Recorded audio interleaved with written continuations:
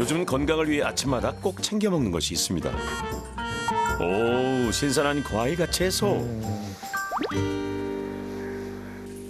참 여기엔 비밀이 하나 숨어 있다죠. 매일 이른 아침 사각사각 칼질을 하는 이가 있으니 일어나서 이제 먹기 좋게, 갈아 먹기 좋게 미리 쓸어놔 주는 거지. 잠결에 칼질하면 또 위험하고.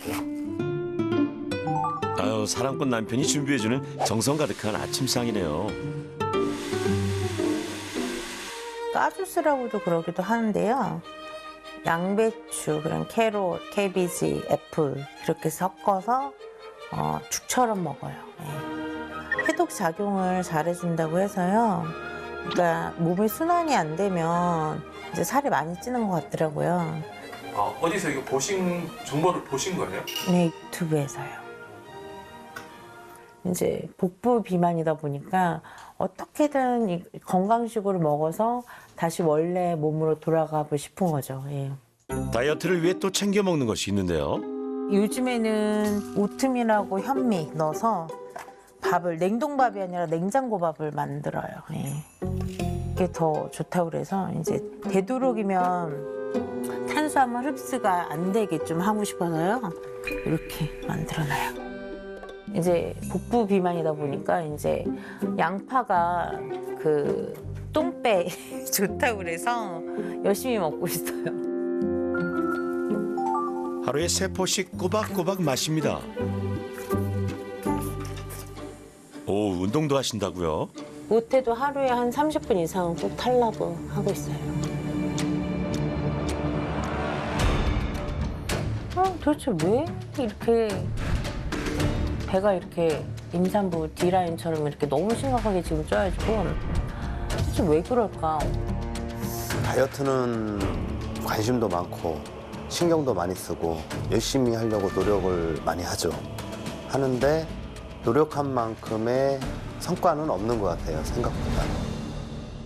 남편분이 야채랑 이런 것들을 되게 정성스럽게 딱 해주셨어요. 네. 근데 그거를 이렇게 갈아서 드시더라고요. 네. 그래서 저는 그거 보면서 그 남편분의 정성을 그냥 말 그대로 갈아버리시는구나 라는 느낌을 좀 받았어요. 아, 그래요? 일부러 그렇게 먹는 건데요. 왜 그렇게 하시는 거죠?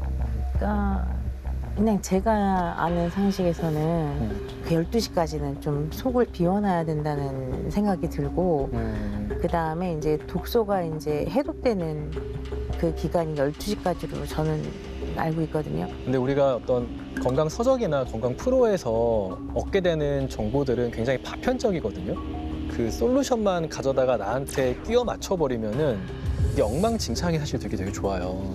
그리고 오히려 내가 가지고 있는 어떤 건강상의 문제를 더 악화시킬 수도 있어요. 생으로 먹는 것과 갈아 먹는 것은 큰 차이가 있습니다. 특히 당뇨병이 있다면 조심해야죠. 공복에 과일을 갈아 먹으면 혈당 스파이크가 오기 쉬운데요. 또 혈당이 뚝 떨어지면서 허기를 느끼고 당을 갈망하게 됩니다. 아니나 다를까 은영님은 오후 시간이 되면 달콤한 간식에 저절로 손이 간다고 고민을 털어놓았습니다. 하나 까고 또 먹고 그러니까 무의식결에 계속 넣는 것 같아요. 예. 자기 입에다가 계속 확 땡길 때가 있어요, 진짜. 이제 내가 열심히 했던 그런 것들이 무너지는 순간이죠. 예. 문장에 집에서 공부방을 운영하는 은영님은 학생들을 가르치며 하루를 보내고요. 일과를 마친 후 늦은 시각에 저녁을 먹습니다.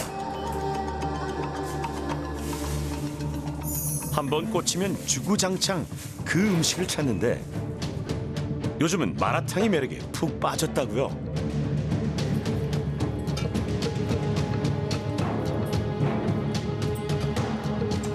마라탕이나 그런 음식들을 너무 좋아하고 그래가지고 라면이나 그런 인스턴트 식품 때문에 살찐 게 아닐까.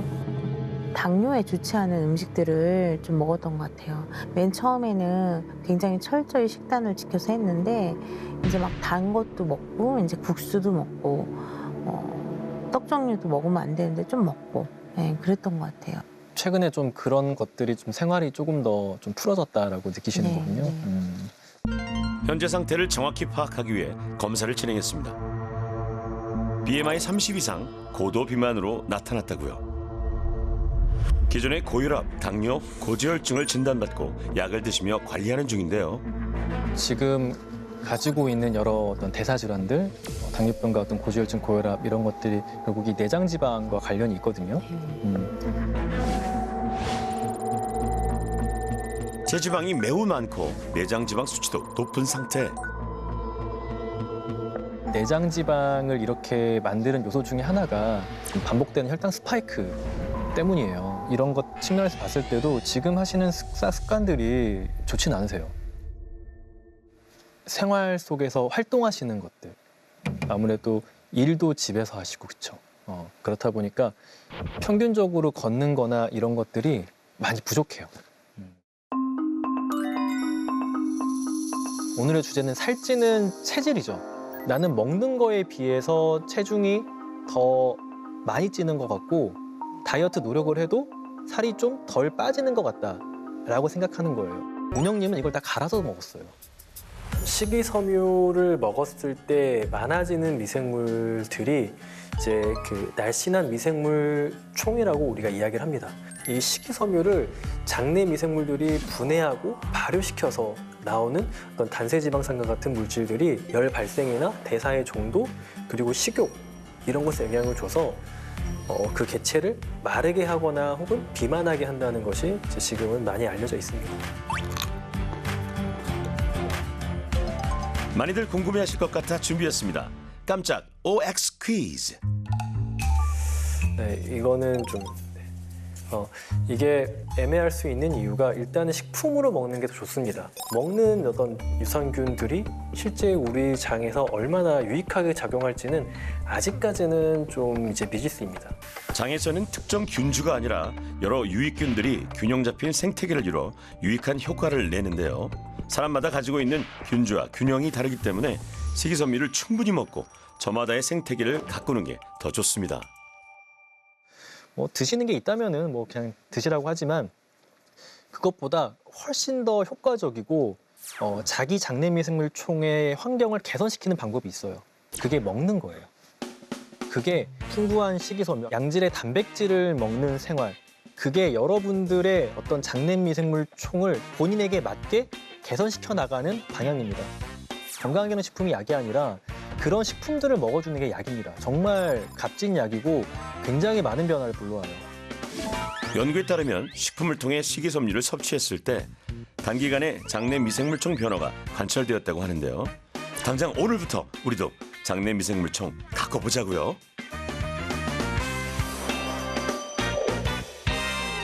은영님 결과는 어떨까요? 안녕하세요. 안녕하세요. 네, 조은영님.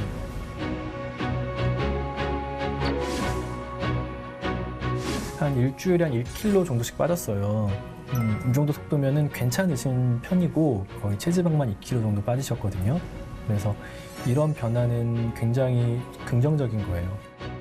원래 이제 당뇨병이 있으시고 이제 혈당약을 드시는 분들은 체중이 남들보다 더 천천히 빠져요. 이 인슐린이나 호르몬이 지방 세포에서 지방을 못 꺼내쓰게 해요. 그래서 지방이 잘 안 빠져요.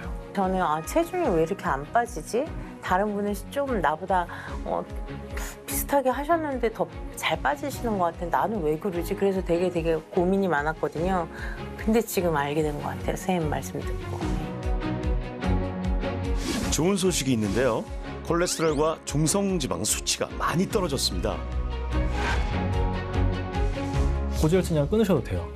네, 지금 굉장히 낮아지셔가지고 식사 조절을 하는 것만으로 사실 약제를 하나 먹는 것만큼 효과가 있어요. 또 체중이 감소되면은 또 거기에서 약제 하나 먹는 것만큼 효과가 있고요.